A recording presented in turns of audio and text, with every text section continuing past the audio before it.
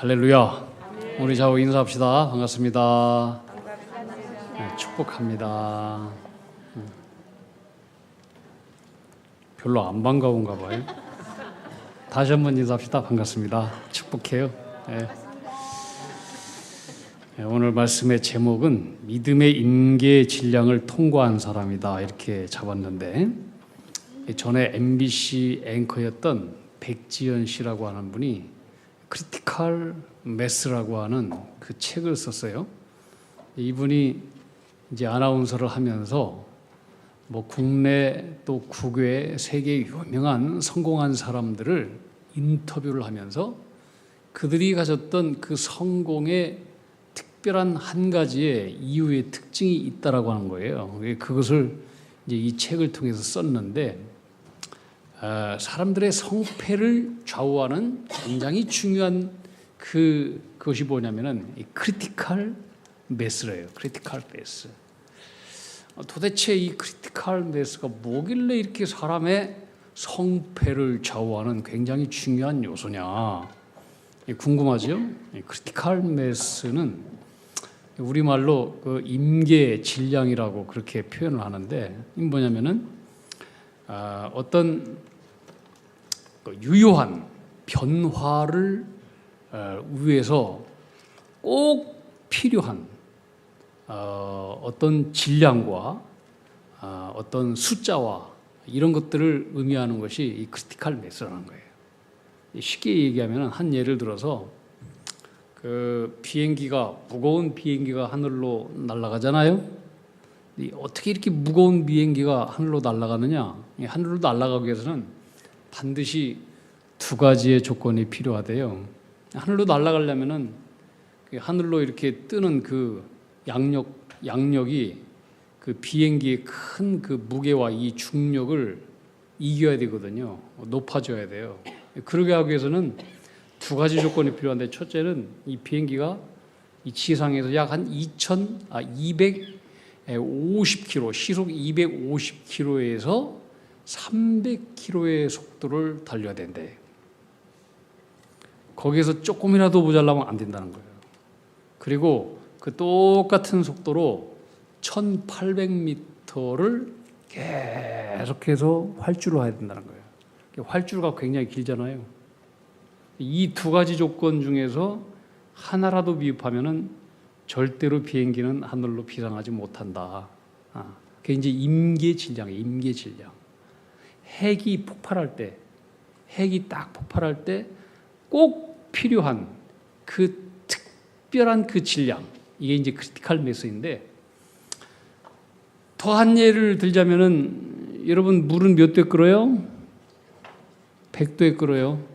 100도에 끓는데 99도의 불로 물을 100시간을 끓여도, 1000시간을 끓여도 물은 안 끓어요. 물이 끓려면은 딱 100도가 돼야 돼요. 99도에서 딱 1도가 필요한데, 이게 임계 질량인 거예요. 임계 질량. 이것을 우리 인생의 성공에도 적용을 한다라고 한다면은, 사람들이 성공하는 데는 그것이 능력이 있느냐 능력이 없느냐, 이것이 가능한 거냐 불가능한 거냐, 이것이 중요한 것이 아니고 딱 그 임계 질량 1도를 딱 넘어서는 임계 질량이 필요한 건데, 성공하지 못한 사람들은 딱 99도에서 머문다는 거예요. 그 한계를 넘어서지를 못해. 우리가 언어를 잘하고 영어를 잘하고 뭐 그러려고 해도 딱 그것을 넘어서야 되거든요. 뭐 그 자라나는 아이들이 엄마, 아빠, 뭐 밥 주세요, 뭐 주세요, 이런 얘기를요 3000번 이상 듣는데요, 엄마로부터. 그때 이제 엄마, 아빠를 얘기를 한다는 거예요. 그러니 우리가 외국어를 말한다라고 하는 것이 얼마나 이게 어려워요. 그 임계 질량을 넘어서야 돼. 넘어서지 않고는 영어 잘 못합니다. 말 잘 못해요. 근데 항상 그 70도에서 어떤 사람은 80도에서 90도까지는 열심히 해. 근데 그 1도를 넘어서는 거예요. 이것이 사람의 성패를 좌우한다는 거예요. 이것을 갖다가 우리 믿음의 세계에도 적용할 수가 있어요. 어떤 사람들은 딱 99도까지만 헌신해. 거기까지만 믿어. 그 이상은 안 믿어. 딱 1도, 이 임계질량을 딱 넘어서야 하늘로 비상도 하고 펄펄 끓는 그런 용광로와 같은 뜨거움으로 하나님을 섬기고 믿음의 세계 속에서 큰 일을 하게 되는데 딱 거기까지만 하는 거야. 딱 거기까지만. 헌신도 그렇고 봉사도 그렇고 우리가 드리는 뭐 헌금 생활도 그렇고 딱 거기까지만 하는 거야. 그러니까 어떤 분들은 신앙생활을 하고 예수를 믿어도 항상 20년 전에 그 기도를 지금도 하고 있고 그 신앙생활을 그대로 지금 모습 그대로 하고 있고 꼭 분재처럼 살아가는 분들이 우리 안에 있다라고 하는 거예요. 저는 오늘 여러분들이 오늘 말씀을 듣고 또 예배를 드리면서 하나님의 큰 은혜를 받고 변화를 받아서 이 믿음의 임계질량을 넘어서서 하늘로 비상하고 또 뜨거운 용광로처럼 활활 타오르듯 쓰임받는 한계를 넘어선 믿음의 종들이 다 될 수 있기를 주님의 이름으로 축복합니다. 아멘. 그러려면 우리의 믿음의 태도가 확 바뀌어야 돼요. 예배의 태도가 확 바뀌어야 돼요. 기도의 태도도 싹 바뀌어야 돼요. 전심을 다해서 말씀에 100% 순종하는 그런 헌신. 그때 놀라운 변화와 새 역사가 우리의 삶 가운데 나타나는 것입니다. 저는 오늘 예배가 그런 결단이 있는 그런 예배가 되기를 축복합니다. 시대마다 하나님은 사람을 들어서 사용하셔요. 하나님은 항상 사람을 통해서 일하셔요. 그냥 일하실 수 있지만은 꼭 사람을 통해서 일하시는데 그런데 아무나 사용하시는 건 아니에요. 꼭 믿음의 임계의 질량을 넘어선 그런 사람을 통해서 사용하시더라고요. 성경의 인물들 보세요. 다 그 질량을 넘어선 사람들이에요. 그러니까 사용하는 거예요. 좀 목소리 작나요? 좀 방송실에 조금 볼륨을 높여주시면 감사하겠어요. 오늘 이 본문에 느헤미라고 하는 사람이 바로 그런 사람이에요. 그 당시도 하나님을 믿는 사람들이 없지 않았어요. 있었어요. 근데 하나님 그 중에 느헤미야를 들어 쓰시고 그를 통해서 쓰신 이유에는 특별한 이유가 있어요. 특별한 이유가. 성경에 보면은 다 성경의 인물들 그냥 쓰임받지 않았어요. 특별한 이유가 있기 때문에 쓰임받게 된 거예요. 먼저 우리가 이제 느헤미야를 생각할 때 이 느헤미야는 어떤 사람이냐? 느헤미야는 예루살렘에서 태어난 적이 없어요. 이 사람은 지금 페르시아 시대의 사람이에요. BC 587년도에 이스라엘 백성들이 바벨론에 의해서 멸망을 당하고 백성들이 포로로 끌려갔어요. 그때 포로로 끌려간 이스라엘 백성의 후손 가운데에서 바벨론에서 태어난 사람이 이 느헤미야라고 하는 사람이에요. 근데 이 바벨론도 무너졌어요. 그리고 새로운 시대 페르시아 제국의 시대가 되었어요. 그 페르시아 제국의 시대에서 이 느헤미야는 어떤 인물이냐? 굉장히 잘 나갔던 사람이에요. 성공했던 인물이에요. 그가 성공한 이유도 분명히 있어요. 그냥 성공한 게 아니에요. 자, 이제 이 이스라엘이 BC 587년도에 바벨론에 싹 무너지고 그 다음에 시대가 흘러서 약 140년이 지난 그 이후에 그때 오늘의 말씀이에요. 그때 이 느헤미야 시대에 오늘 이 성경이 써 있는 건데 그때 이 느헤미야는 페르시아 제국의 아닥사스다 왕의 술 맡은 관원이었다는 거예요. 술 맡은 관원. 그러면 그 당시에도 무슨 왕의 그 바텐더가 있었나? 술 따르는 거 뭐예요? 술 따르는 거? 웨이터가 있었나? 이렇게 생각하면 안 되고, 그 당시에 이 술 맡은 관원이라고 하는 것은 왕이 최고로 신뢰하는 사람이었어요. 그 당시에는 왕을 죽이려고 하는 정적들이 많았어요. 가족도 못 믿어요. 아들도 못 믿어. 형제도 못 믿어. 예.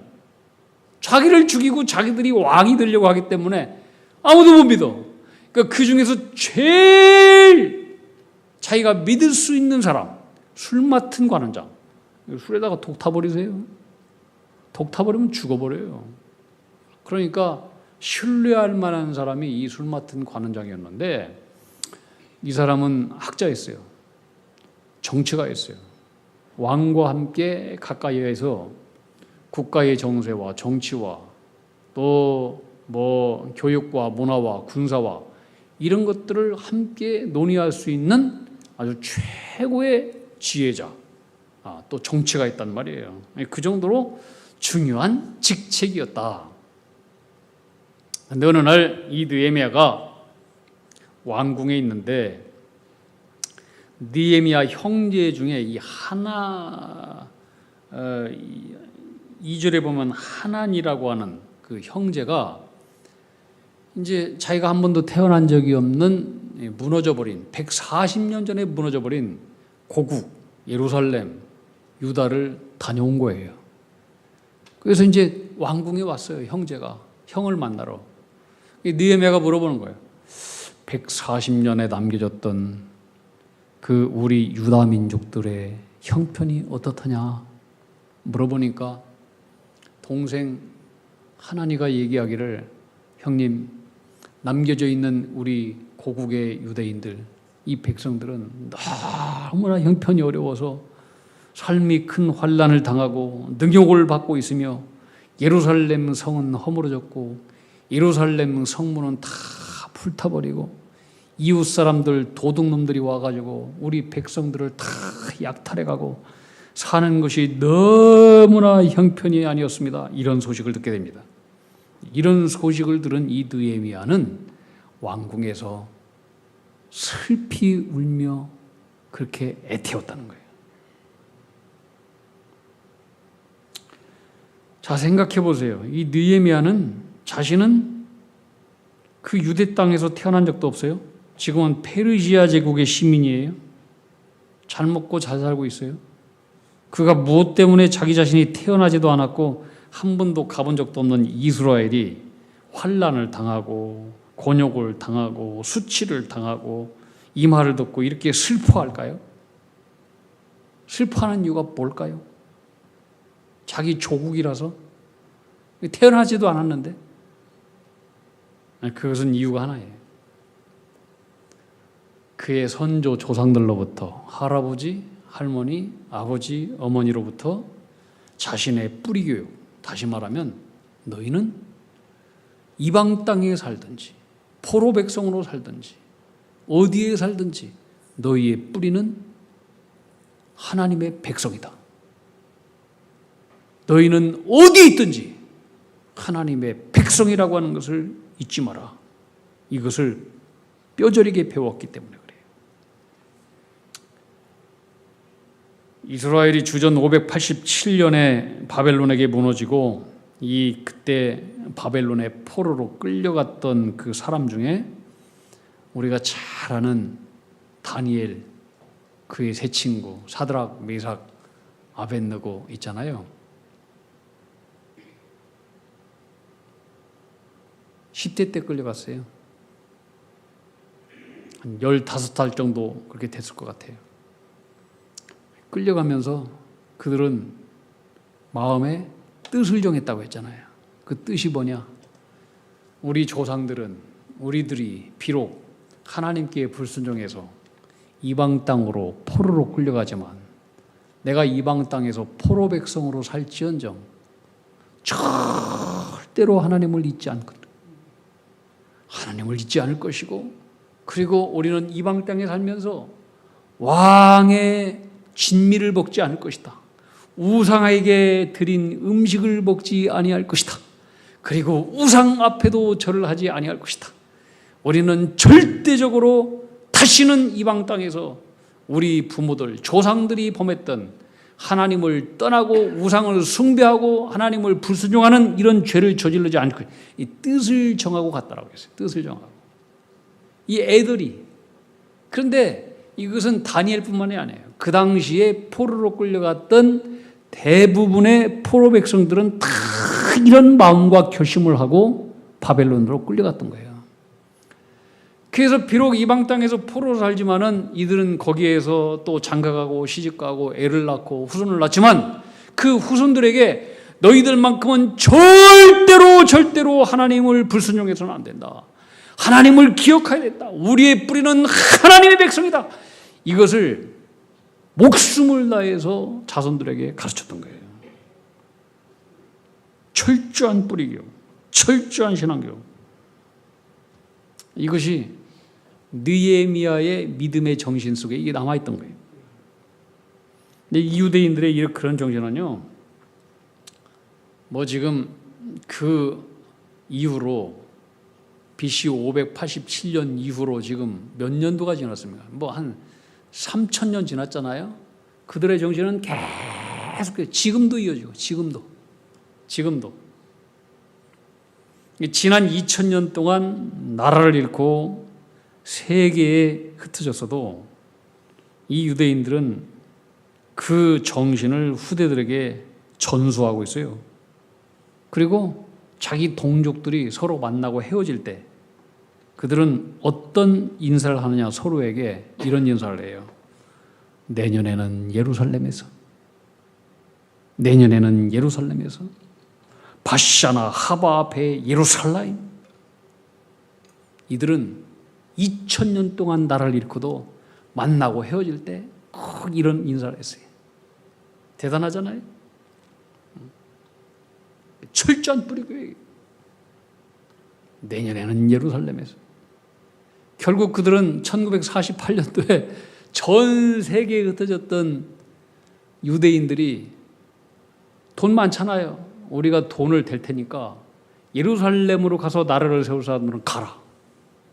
전 세계에 흩어졌던 사람들이 1448년도에 예루살렘에 가서 나라를 세웠어요. 그 이스라엘의 독립 역사가 1948년도예요. 우리나라하고 상당히 비슷해요. 별로 안 돼요. 우리나라 애국가 하나님이 보호하사 우리나라 만세. 오늘이 광복 79주년에 해당되는 오늘 올해예요. 자, 우리나라 애국가 옛날에 찬송가였어요. 하나님이 보호하사 우리나라 만세. 하나님이에요. 하느님이 아니에요. 하늘에 계신 어떤 신이 아니에요. 절대적인 하나님, 여호와 하나님, 그 하나님을 얘기하는 거예요. 이 이스라엘 애국가에 보면은 노래 가사가 이렇게 돼 있어요. 우리 희망 살아있다. 2000년 지켜온 희망. 철저한 뿌리 교육을 했다는 거. 철저한 뿌리 교육. 2000년 지켜온 희망. 우리 땅에서 자유롭게 살리라. 한 번도 잊어본 적이 없어, 예루살렘을. 이 사람들은 예루살렘을 그들의 믿음의 조상 아브라함이 그 샀잖아요, 거기를. 그리고 거기에서 모리아산에서 독자 이삭을 바쳤던 곳이 그 예루살렘 성전터예요. 그래서 그들은 그 뿌리, 우리 조상이 살았던, 그리고 그 성전에서 하나님께서 우리에게 복을 주신다. 이런 철저한 믿음 교육, 이런 사상이 있었어요.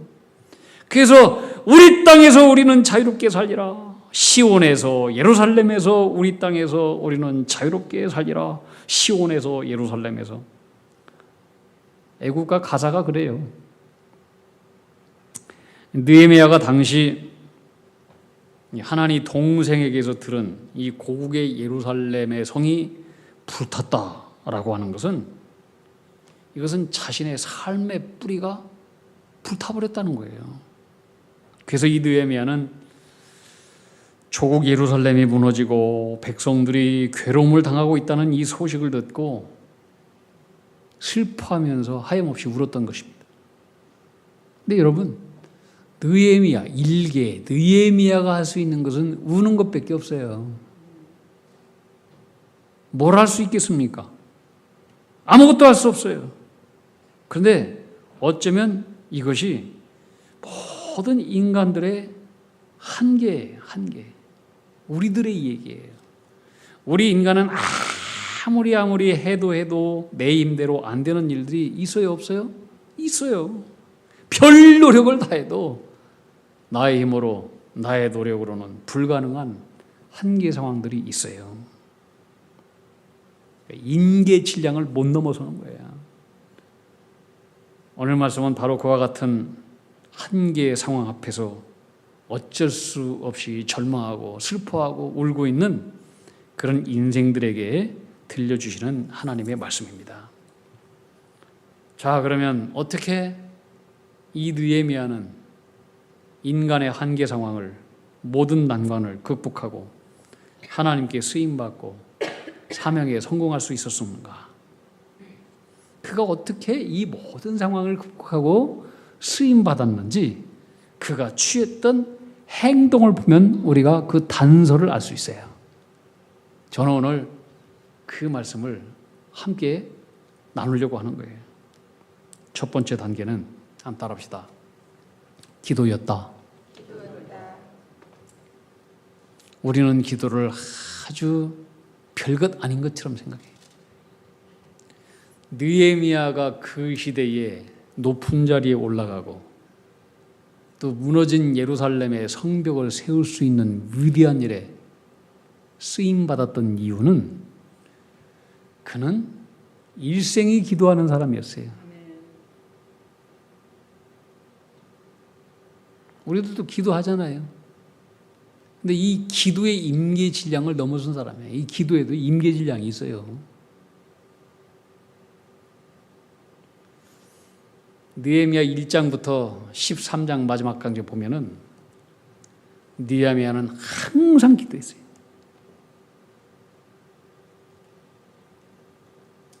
슬픈 날에도 기도했고, 잘된 날에도 기도했고, 어려운 난관 앞에서도 기도했고, 언제나 그는 기도하는 사람이었어요. 처음과 끝이 기도였어요.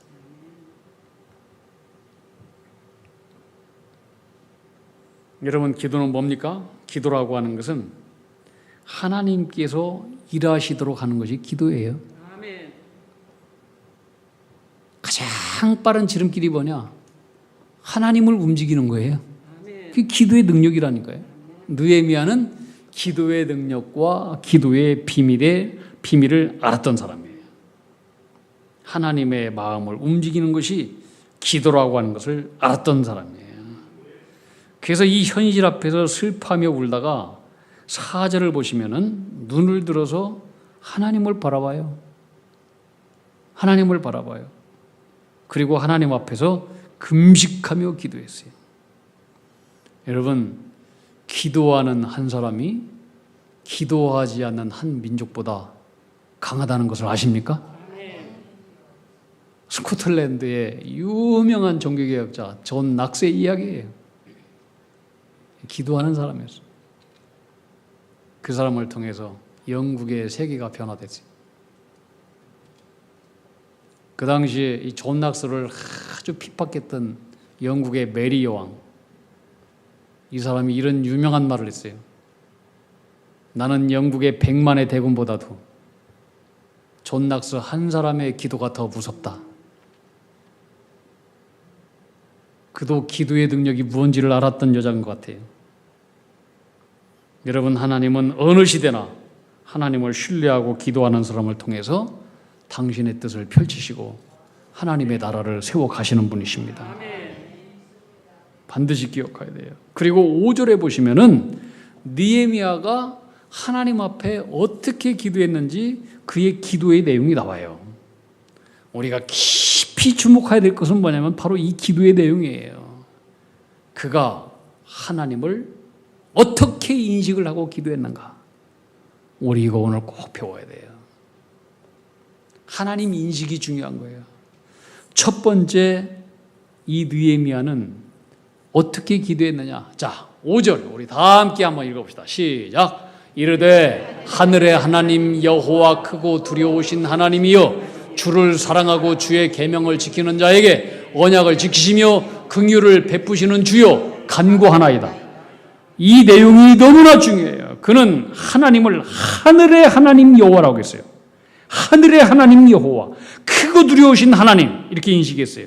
하늘의 하나님이라고 하는 것은 절대적인 하나님이라고 하는 거예요. 온 우주와 세상을 통치하시고 주관하시며 인간사를 섭리하시고 나라를 허물고 나라를 세우기도 하시고 역사하시는 역사의 주님으로 믿었어요. 아멘. 여러분 하나님을 어떻게 믿으세요? 하늘의 하나님, 크신 하나님. 여러분 하나님 얼마나 크신 분으로 믿고 있어요? 유명한 마게도니아 왕이었던 알렉산더가 자기 참모들과 함께 많은 나라를 정복하고 난 이후에 참모들을 모여놓고 격려하려고 했어요. 여러분들 참 나와 함께 싸워줘서 우리가 승리를 거뒀는데 여러분 격려하고 싶은데 여러분들이 바라는 거 원하는 거 나한테 한 가지 다 얘기하라고. 어떤 참모들은 나한테 큰 휴가를 주십시오. 가족을 만나고 싶습니다. 어떤 사람은 뭐 대왕님이시여 나에게 큰 대저택을 하나 주십시오. 쭉쭉 얘기했어요. 근데 그 참모 중에 대닉이라고 하는 어떤 참모가 얘기하기를 왕이시여 저에게 왕이 정복한 나라를 뚝 떼어서 저에게 주십시오. 이 참모들이 이 황당한 그의 이야기를 듣고 막 웅성웅성거렸어요. 이게 말 잘못하면 죽는 거거든. 예? 그때 알렉산더 대왕도 상당히 당황한 눈빛이었다는 거예요. 그러더니 딱 마음을 이렇게 가다듬고 웃으면서 하는 소리가 당신은 나를 한 나라다 뚝 떼어서 줄 수 있을 만큼 나를 큰 자로 여겼으니 내가 당신의 소원을 들어주리리다 하면서 나라를 뚝 떼줬다는 거예요. 사랑하는 성도 여러분, 다시 질문합니다. 여러분은 하나님을 어떤 분으로 믿습니까? 느헤미야는 하나님을 크신 하나님으로 믿었어요. 크신 하나님, 하늘에 계신 하나님, 역사를 주관하시고 세우시고 무너뜨리는 하나님. 여러분 크신 하나님으로부터 위대한 것을 구하십시오.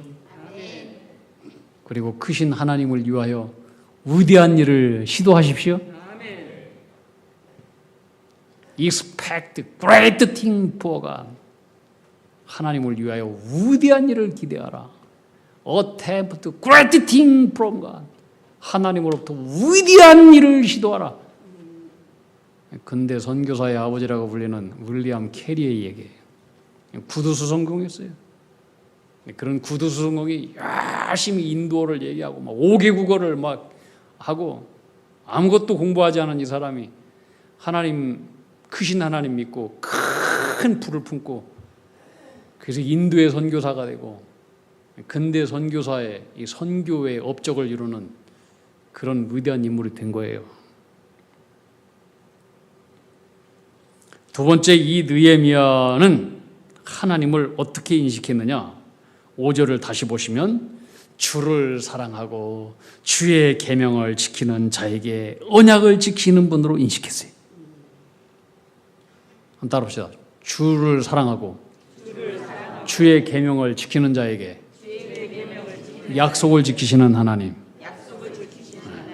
지금은 비록 그의 조상들이 주의 계명을 어기고 주님을 사랑하지 않으므로 지금 큰 책망과 환난을 겪고 있지만 다시 돌이켜서 주님을 사랑하고 계명을 지키고 주께로 돌아오게 되면 하나님은 반드시 과거에 언약했던 약속을 지켜주시는 하나님. 이렇게 하나님을 인식하게 된 거예요. 그리고 세 번째 느헤미야가 믿었던 하나님은 5절 후반절이에요. 긍휼의 하나님.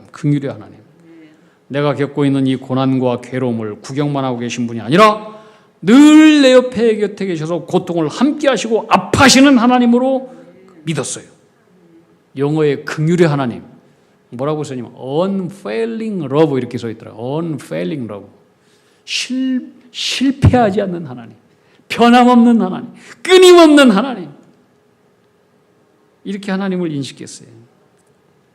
이렇게 하나님을 인식한 느헤미야는 두 번째로 뭘 했느냐? 철저한 회개를 했어요. 따라합시다. 철저한 회개를 했다. 철저한 회개를 했어요. 그리고 6절을 보시면 느헤미야는 고국이 지금 이 어려움을 당한 것이 자기와 자기 아버지의 집이 하나님께 범죄한 결과라고 하면서 자기 탓도 아니잖아요. 근데 남 탓으로 돌리지 않고 자기 탓으로 돌리면서 하나님 앞에 회개했어요. 여러분, 모든 난관, 모든 어려움을 극복하는 키가 뭐냐면은 하나님 앞에 철저한 자기 정화, 철저한 회개로부터 시작된다는 걸 알아야 돼요.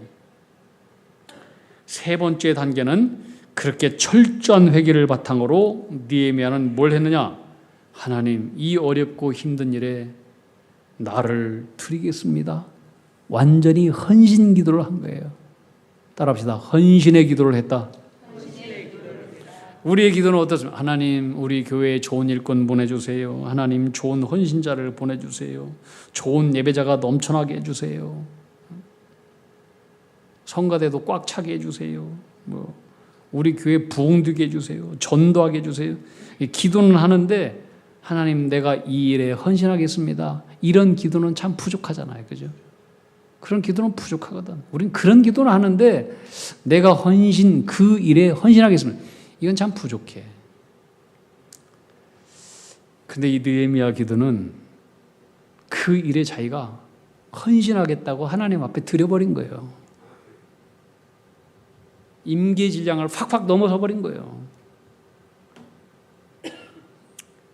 자기가 이 불쌍한 백성들 칸을 풀어주고 병든 역사를 치유하고 무너진 성과 성읍을 다시 보수하는 개혁하는 일에, 백성들의 심령을 개혁하는 일에 하나님, 내 자신을 헌신하겠습니다. 그리고 나를 도와주세요. 은혜를 베풀어 주세요. 이렇게 기도했던 거예요. 하나님께서 그 시대에 그를 사용하신 거예요. 말씀을 정리합니다. 우리가 느헤미야를 통해서 배워야 될 신앙 첫 번째, 그는 어떤 사람이었다? 기도하는 사람이었다. 그거 어떻게 기도했느냐? 하나님을 어떻게 인식했다? 첫 번째, 하나님을 하늘의 하나님, 크고 두려우신 하나님.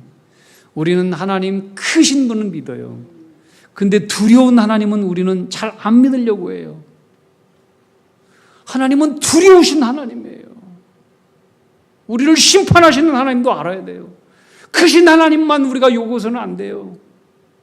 두려우신 하나님, 심판하시는 하나님, 이걸 믿지 않으니까 우리 신앙이 삼류가 많아요. 또 그는 하나님을 어떻게 짓느냐? 주를 사랑하는 자와 그의 계명을 지키는 자에게 뭘 지킨다? 약속을 지키는 하나님. 그리고 하나님 어떤 하나님? 긍휼의 하나님, 나와 항상 함께 하시는 하나님. 그 말씀을 믿고 근거해서 어떻게 했다? 철저한 자기 회개를 했다. 그리고 세 번째 뭘 했다? 하나님, 나를 써주십시오. 헌신했다. 그렇게 하나님 앞에 헌신한 거예요. 여러분, 이 한 사람의 헌신이 참 중요해요. 한 사람의 헌신이 뭐가 그렇게 중요하겠는가 하지만은 컵에요, 물이 찼어도 흐르지 않아요. 근데 딱 한 방울 물로 이 물이 흘러 넘치는 거예요. 한 방울 흘러 넘쳤잖아 지금. 네. 1도, 딱 1도가 있을 때에 물은 끓게 되는 거예요.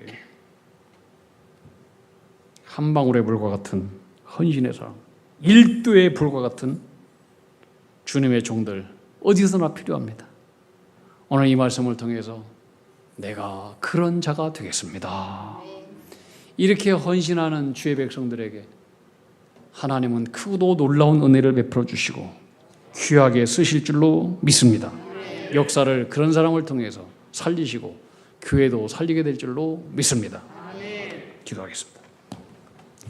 크고도 놀라우신 우리 하나님 아버지, 하나님 경외하기를 기뻐하는 종들의 기도를 기뻐하시고 형통케 하여 주신다고 약속하셨사오니 우리 지명교회 모든 교우가 하나님을 경외하고 기뻐하는 자가 되게 해 주시옵소서. 거룩한 일에 헌신하는 종들이 되어서 하나님 이 시대에 한 방울의 물과 같은 또 일도로 끌어 넘치게 하는 불과 같은 헌신의 종들이 되어서 하나님 크게 영광 돌리고 이 시대에 쓰임받고 나라도 살리고 교회도 살리고 가정도 살리게 되는 하나님의 거룩한 종으로 아름답게 쓰임받는 사람이 바로 우리 자신이 다 되게 해 주시옵소서. 예수님 이름으로 기도하옵나이다. 아멘.